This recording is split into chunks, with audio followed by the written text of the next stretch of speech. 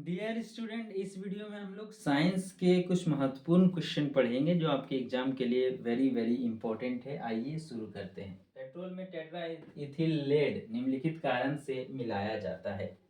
किसके कारण से मिलाया जाता है?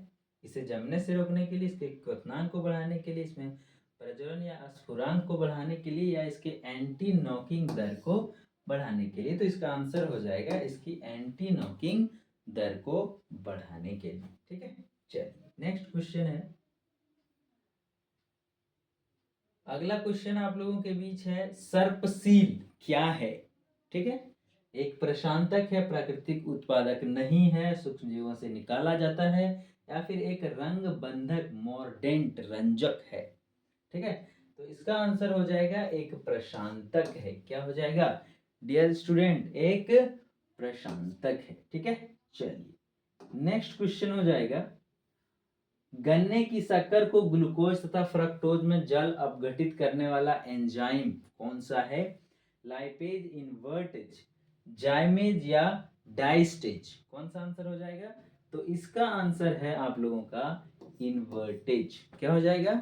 इन्वर्टेज। चलिए नेक्स्ट क्वेश्चन है, मलेरिया रोधी औषधि के रूप में काम आने वाला यौगिक क्लोरोक्विनोन, नियोप्रीन, हाइड्रोक्विनोन या एस्पिरिन कौन सा हो जाएगा? तो इसका आंसर हो जाएगा ए। ठीक है, क्लोरोक्विन। क्लोरोक्विन मलेरिया में यूज होता है। चलिए अगला क्वेश्चन है हमारा। नेक्स्ट क्वेश्चन आप लोगों के बीच देखिए, प्रयोगशाला में संश्लेषित किया जाने वाला पहला कार्बनिक यौगिक कौन सा है? तो प्रयोगशाला में संश्लेषित करने वाला पहला यौगिक है हमारे पास यूरिया। यानी कि प्रयोगशाला में सबसे पहले किसको किया गया था? तो यूरिया को संश्लेषित किया गया था। अगला क्वेश्चन देखते हैं, मानव के द्वारा सर्वप्रथम प्रयोग में लाई जाने वाली धातु कौन सी थी? ठीक है, यहाँ पे हो जाएगा थी। चलिए, तो सबसे पहले जो धातु मानव इस्तेमाल किया है वो था तांबा। क्या था? तांबा। चलिए चलेंगे नेक्स्ट क्वेश्चन। अगला है, सम्मोहक की तरह काम में लाया जाने वाला अम्ल, ऐसा अम्ल जो लोगों को खींच लेता है अपनी ओर या फिर सम्मोहक का काम करता है, मोहित कर देता है, वो कौन सा होगा? चार ऑप्शन यहाँ पे दिया है, जिसमें से आपका आंसर हो जाएगा बारबीट्यूरिक अम्ल। ठीक है, चलेंगे नेक्स्ट क्वेश्चन। अगला क्वेश्चन है, देखिए, सर्वाधिक आघात वर्ध्य, यहाँ पे र होगा। ठीक है, आघात वर्ध्य का अर्थ क्या होता है? तो खिंचाने वाला, चदरा बनाने वाला, मतलब पतला पन्नी पीट पीट कर बनाते हैं, तो उस गुण को कहते हैं आघात वर्ध्य। ठीक है, हाँ, मलेबल, सबसे ज्यादा मेलेबल होता है, सबसे ज्यादा आघात वर्ध्य होता है सोना। क्या होता है? सोना। नेक्स्ट क्वेश्चन है, गैस की लौ का सबसे गर्म हिस्सा को क्या कहते हैं? गैस का चार हिस्सा है, एक तो दीप्त, जलने वाला, अदीप्त, उससे ऊपर, नीला क्षेत्र, एक नीला नीला भी जलता है, और ज्योतिहीन क्षेत्र, नॉन ल्यूमिनस क्षेत्र, जो नीचे जहां से गैस आता है। तो सबसे गर्म रहता है ब्लू जोन। कौन वाला?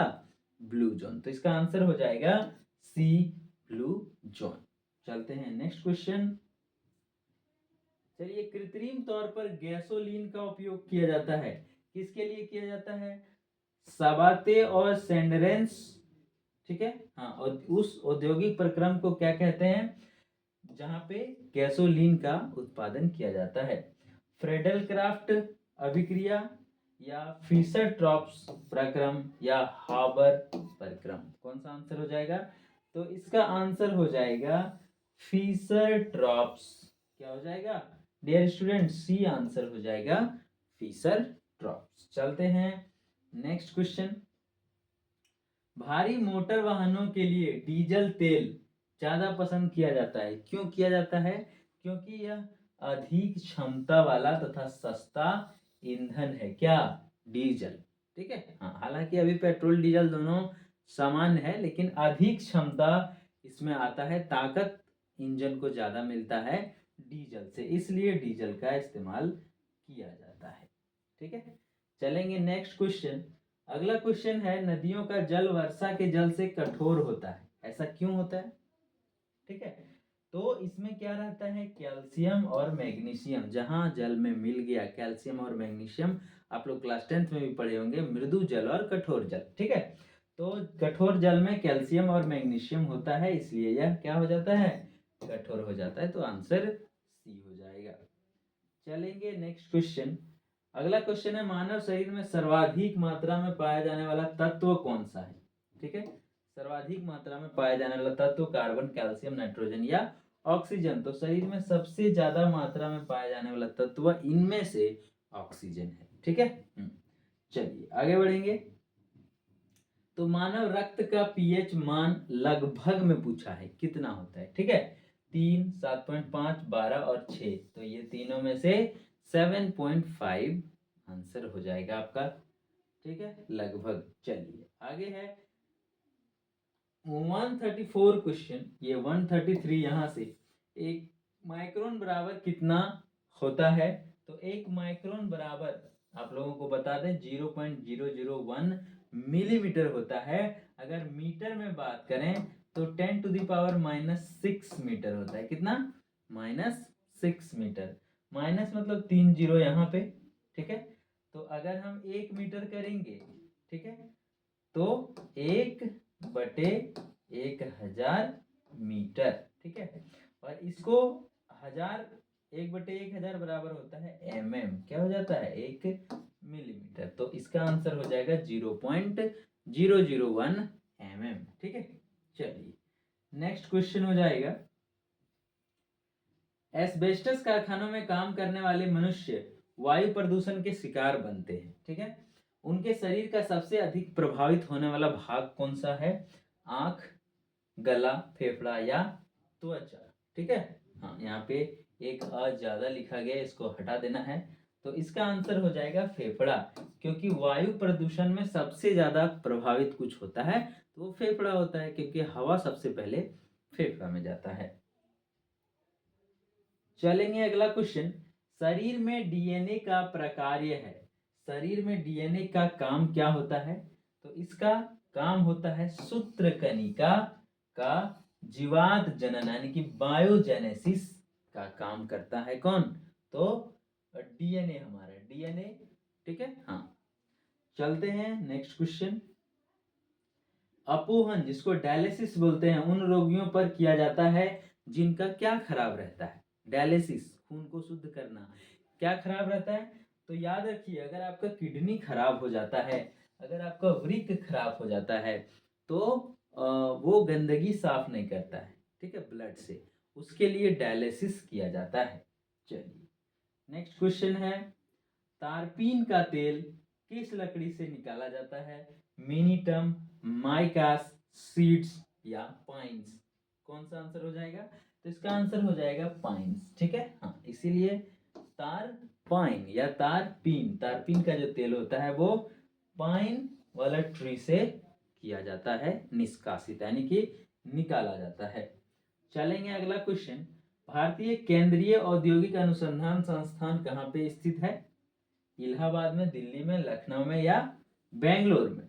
केंद्रीय औषधि अनुसंधान संस्थान ये है लखनऊ में। कहाँ पे, उत्तर प्रदेश की राजधानी लखनऊ में, ठीक है। चलिए नेक्स्ट क्वेश्चन है, एंजाइम निम्नलिखित के बने होते हैं, कार्बोहाइड्रेट, एमिनो अम्ल, न्यूक्लिक अम्ल या वसा अम्ल। किससे बने होते हैं, तो एमिनो अम्ल से बने होते हैं एंजाइम, ठीक है। एंजाइम किससे बने होते हैं, एमिनो अम्ल से। चलिए नेक्स्ट क्वेश्चन है, एंजाइम ये लार की प्रकृति क्या होती है, उदासीन, अम्लीय, क्षारीय या उभयधर्मी, ठीक है। हाँ, उभयधर्मी, ठीक है। तो इसका आंसर हो जाएगा अम्लीय। लार क्या होता है, तो अम्लीय होता है, बी आंसर हो जाएगा। चलेंगे नेक्स्ट क्वेश्चन, और ये क्वेश्चन नंबर 51 है, ठीक है। चलिए, नाइट्रोजन यौगिकीकरण यानी कि फिक्सेशन के लिए उत्तरदायी जीवाणु निम्नलिखित में से किसकी जड़ों में पाया जाता है, घास के, फल्लेदार, फल्लेदार नहीं फलीदार, ठीक है, पौधे में, सीड्स, या फिर नीम के पेड़ में। तो इसका आंसर हो जाएगा फलीदार पौधों में। याद रखिए, दलहन के जो पौधे होते हैं उसके जड़ों में क्या होता है, एक जीवाणु होता है राइजोबियम नाम का, वो क्या करता है, नाइट्रोजन फिक्सेशन का काम करता है। उसके जड़ में नाइट्रोजन वायुमंडल से पकड़ पकड़ के डाल के छोड़ देता है ताकि वो आसानी से अपना ग्रोथ कर सके, और वहाँ वो कीटाणु आराम से उसी से पलते हैं और पौधा भी पल जाता है। ठीक है, इसीलिए जो बंजर जमीन मतलब जहाँ पे कम उपजाऊ है वहाँ पे दलहनी पौधे लगाने के लिए कहता है, जैसे लाहर हो गया, आपका कुल्थी हो गया, फिर आपका बोड़ा हो गया, ये सारी चीजें जिसका तोड़ने पर 2 पार्ट में दाना हो जाता है उसे फलीदार कहते हैं। अगला क्वेश्चन है, ऐसी वस्तु जिसकी पहचान मृदु एक्सरे सॉफ्ट एक्सरे के द्वारा हो सकती है। ठीक है, तो सॉफ्ट एक्सरे के द्वारा होती है नकली सिक्कों को असली सिक्कों से अंतर करने के लिए। ठीक है, चलेंगे अगला क्वेश्चन। अगला क्वेश्चन है, रेत पर पद चिन्हों का सांचा ढालने के लिए, ठीक है, किसका प्रयोग सबसे अच्छा रहता है, किस सामग्री का, तो पैराफिन मोम से रेत पर जो पद चिन्ह है, पैर का निशान है, उसका बनाया जाता है सांचा। ठीक है, हाँ, आगे चलेंगे।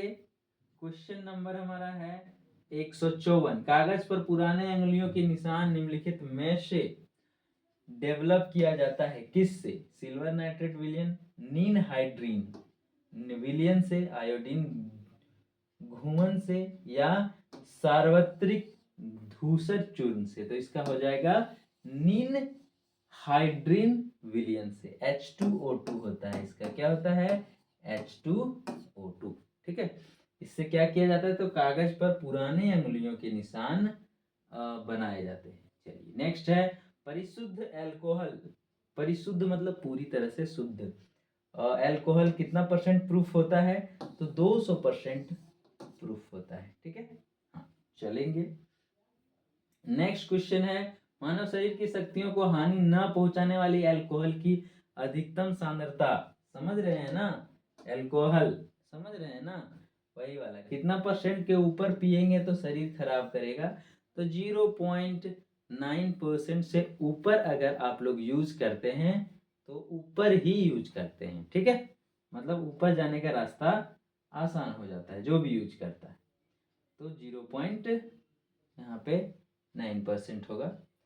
57 नंबर क्वेश्चन देखिए आप लोग, तरंग और कण दोनों ही प्रकृति दर्शाने वाले कण कौन से हैं, तो इलेक्ट्रॉन है जो दोनों ही प्रकृति को दर्शाते हैं, तरंग और कण।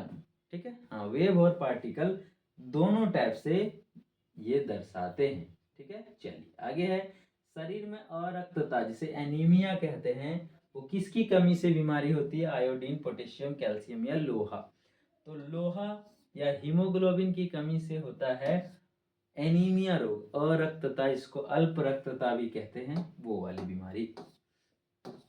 चलेंगे 159, रीसर्पिन नामक दवा निम्नलिखित में से किसके उपचार में काम आती है, संधि शोथ, पीड़ा निवारण, उच्च रक्तदाब घटना या हाई पैल्पिटेशन।